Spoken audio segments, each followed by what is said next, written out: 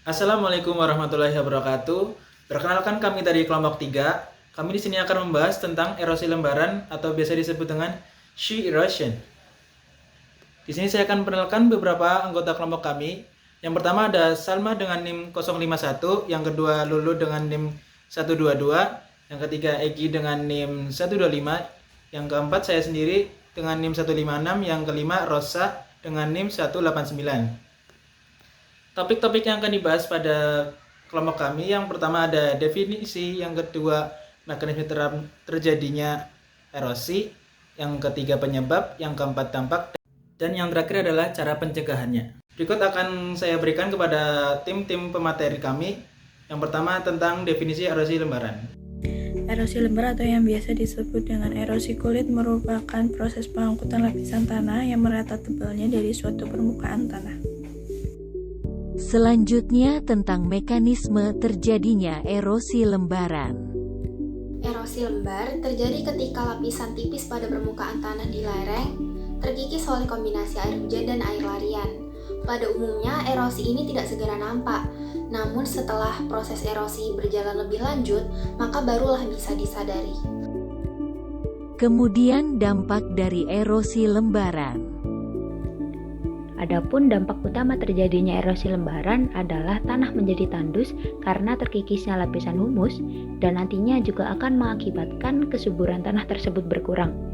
Tanah yang mengalami erosi lembaran ini juga akan mengalami perubahan warna dari gelap ke terang disertai dengan perubahan hasil yang progresif. Selain dampak negatif tadi, terdapat pula dampak positif dari terjadinya erosi lembaran, yakni yang berupa terbentuknya daratan baru. Penyebab terjadinya erosi lembaran. Erosi lembaran disebabkan oleh yang pertama, adanya kombinasi air hujan dan air larian yang mengalir ke tempat yang lebih rendah. Yang kedua, adanya kekuatan butir-butir hujan dan aliran permukaan yang merata di atas permukaan tanah. Dan yang terakhir, turunnya kapasitas infiltrasi tanah dengan cepat dan aliran permukaan tanah yang meningkat. Hal itulah yang menyebabkan terjadinya erosi lembaran. Erosi bisa dicegah dengan cara berikut ini.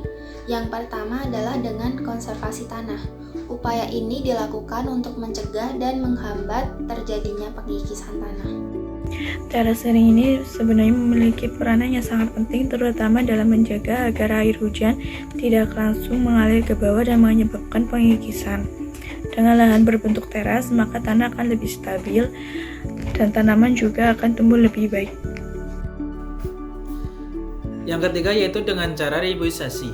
Reboisasi atau penanaman kembali hutan yang telah gundul merupakan cara yang sangat penting untuk dilakukan.